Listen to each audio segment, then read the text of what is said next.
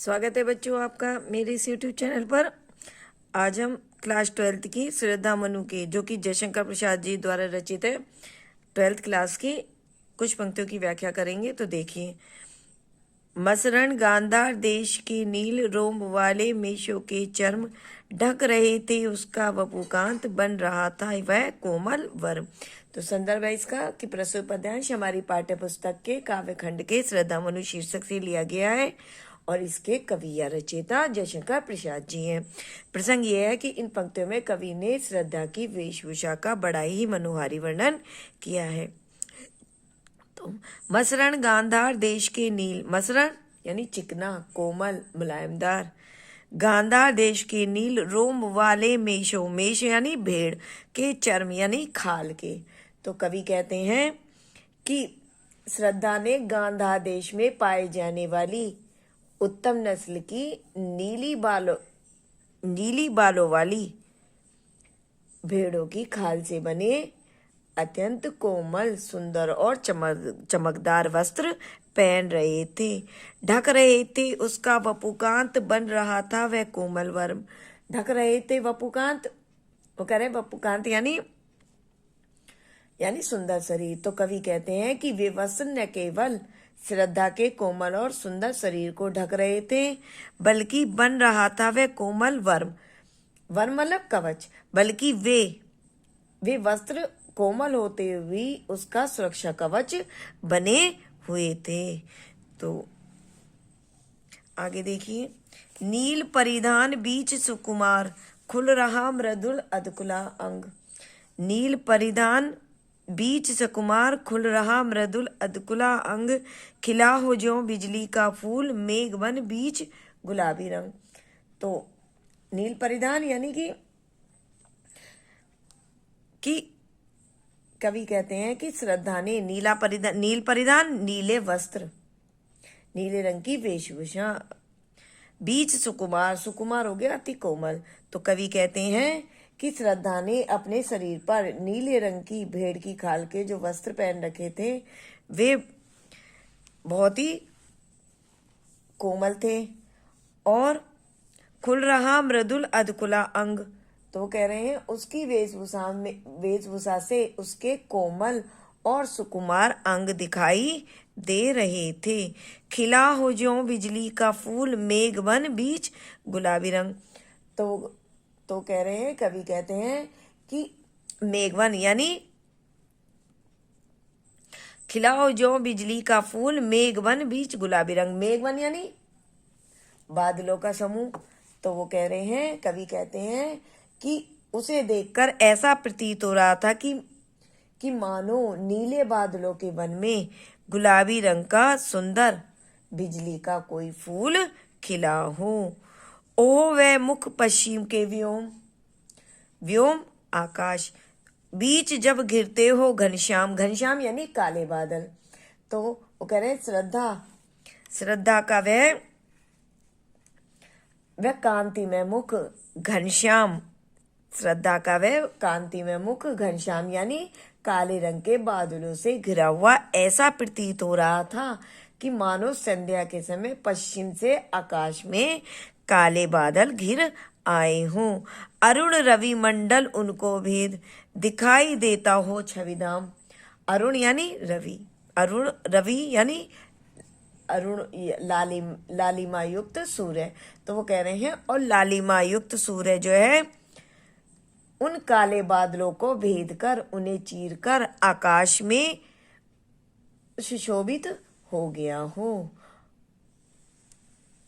तो इसका काव्य का सौंदर्य यह है कि भाषा खड़ी बोली है, रस श्रृंगार रस है, छंद इसमें 16 मात्राओं का श्रृंगार छंद और अलंकार उत्प्रेक्षा, रूपक और विरोधाभास। तो इसके कुछ प्रश्न उत्तर बता देती हूँ। तो पहला प्रश्न तो आपको पता ही है, पद्यांश के पाठ और कवि का नाम। और तो पद्यांश के पाठ का नाम है, पद्यांश के पाठ का नाम, शीर्षक का नाम है श्रद्धा मनु और कवि का नाम है जयशंकर प्रसाद जी। तो इसके बाद जो है व्याख्या आती है, उसके बाद का अगला प्रश्न देख लीजिए। पहला प्रश्न है कि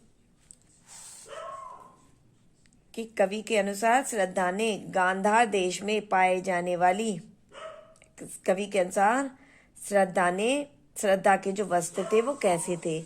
कवि के अनुसार श्रद्धा के वस्त्र कैसे थे, तो कवि के अनुसार श्रद्धा ने गांधार देश में पाए जाने वाली उत्तम नस्ल की नीले बाल वाली भेड़ की खाल से बने अत्यंत कोमल, सुंदर और चमकदार वस्त्र धारण किए हुए थे।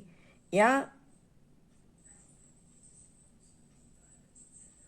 दूसरा प्रश्न देखिए, श्रद्धा के वस्त्र उसके लिए किस प्रकार उपयोगी सिद्ध हो रहे थे। तो श्रद्धा के जो वस्त्र हैं उसके कोमल और सुंदर शरीर को ढक रहे थे, साथ ही वे वस्त्र कोमल होते हुए भी उसके लिए उसका सुरक्षा कवच बने हुए थे।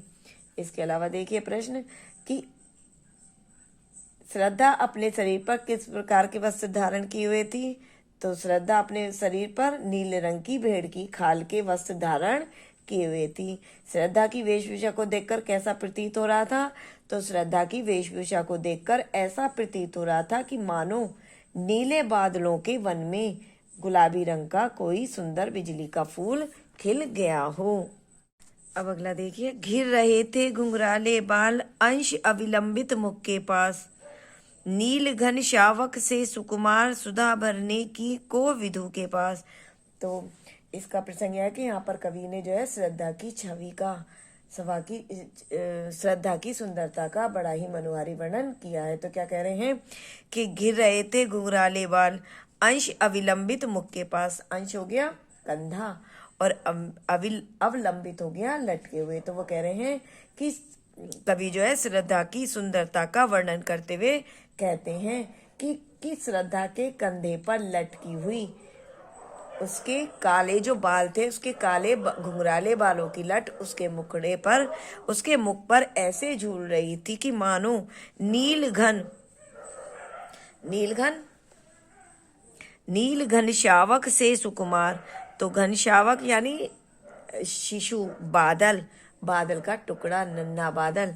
तो कह रहे हैं जैसे कोई नन्हा बादल का टुकड़ा अमृत पीने के लिए सुधा भरने को विधु के पास, अमृत पीने के लिए सागर के तल को छूने का प्रयत्न कर रहा हो, और उसके मुख पर वह मुस्कान। तो वो कह रहे हैं और उसके मुखड़े पर वह मोहक मुस्कान ऐसे लग रही थी जैसे रक्त किसले पर ले विश्राम, कि जैसे लाल रक्तिम नवीन कोपल पर सूर्य की एक अलसाई सी, अरुण की एक किरण अम्लान अधिक अलसाई हो अभिराम।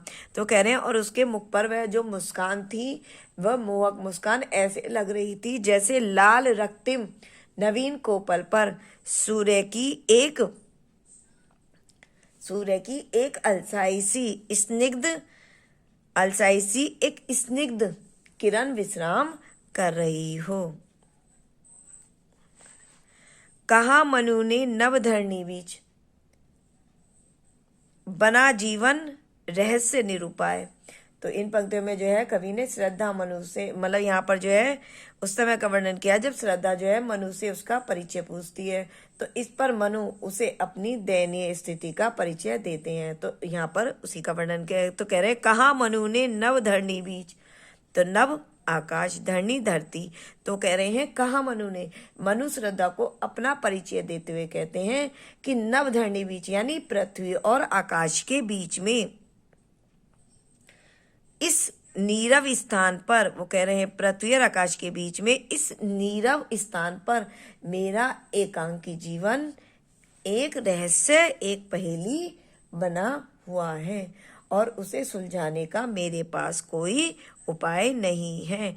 एक उल्का सा जलता भ्रांत, उल्का टूटा हुआ और भ्रांत हो गया इधर उधर भटकने वाला। तो कह रहे एक उल्का सा जलता भ्रांत, शून्य से फिरता हूँ असहाय। शून्य यानी आकाश, निर्जन स्थान, असहाय यानी बिना सहारे के। तो वो कह रहे हैं कि वो कहते हैं कि मनु कहते हैं कि मैं शून्य यानी निर्जन स्थान पर एक उल्का सा जलता भ्रांत, वो कह रहे हैं कि मैं उस शून्य यानी निर्जन स्थान में बेसहारा होकर अपने दुख में जलता हुआ उसी प्रकार इधर उधर भटक रहा हूँ जिस प्रकार एक उल्का सा जलता बना, जिस प्रकार एक जलता हुआ तारा टूटकर बिना किसी सहारे के आकाश में इधर उधर भटकता रहता है, कह रहे वैसे ही मैं भटक रहा हूँ।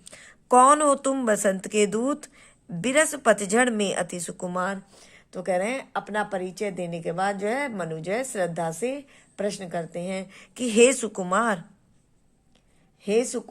अंगों वाली, तुम कौन हो और अचानक इस निर्जन स्थान पर तुमने मेरे इस निराश जीवन को उसी प्रकार मेरे इस निराश जीवन में उसी प्रकार आशा का संदेश दिया है, जैसे पतझड़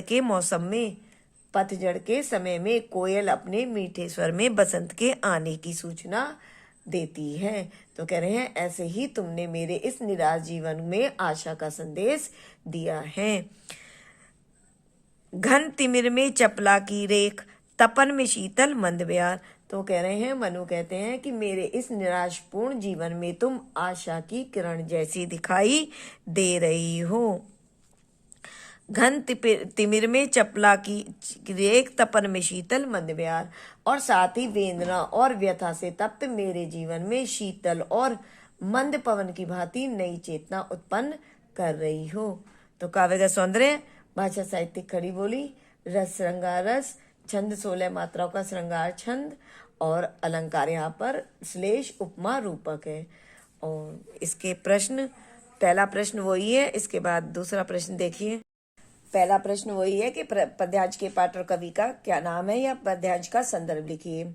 इसके बाद प्रश्न देखिए कि प्रस्तुत पंक्तियों में किसकी मनोरम छवि का चित्रण किया गया है या वर्णन किया गया है। तो प्रस्तुत पंक्तियों में श्रद्धा की मनोरम छवि का वर्णन किया गया है।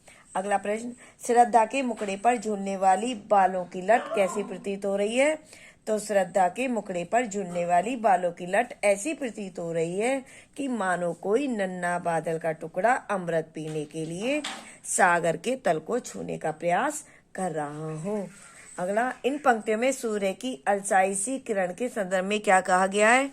तो इन पंक्तियों में सूर्य की अलसाई सी किरण के संदर्भ में कहा गया है कि श्रद्धा के मुखड़े पर मोहक मुस्कान ऐसी लग रही थी कि जैसे लाल रक्तिम नवीन कोपल पर सूर्य की एक अलसाई सी किरण विश्राम कर रही हो। आगे देखिए, मनु ने श्रद्धा को आशा की किरण बताते हुए क्या कहा। तो मनु ने श्रद्धा को आशा की किरण बताते हुए कहा कि मेरे इस निराशापूर्ण जीवन में तुम आशा की किरण जैसी दिखाई दे रही हो। साथ ही वेदना और व्यथा से तपे हुए मेरे इस जीवन में शीतल और मंद पवन की भांति नई चेतना का संचार कर रही हूँ। आगे देखो, एक टूटे हुए तारे के रूप में मनु की स्थिति की तुलना करते हुए कवि ने किसका वर्णन किया है।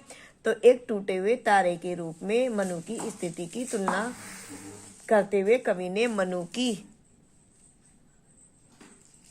निराश्रित और उद्देश्यहीन स्थिति का चित्रण किया है। उसके बाद देखिए, श्रद्धा को वसंत का दूत बताते हुए कवि क्या संकेत देना चाह रहे हैं। तो श्रद्धा को वसंत का दूत बताते हुए कवि यह संकेत देना चाह रहे हैं कि श्रद्धा मनु के जीवन में आशाओं का संचार करने के लिए उपस्थित हुई है।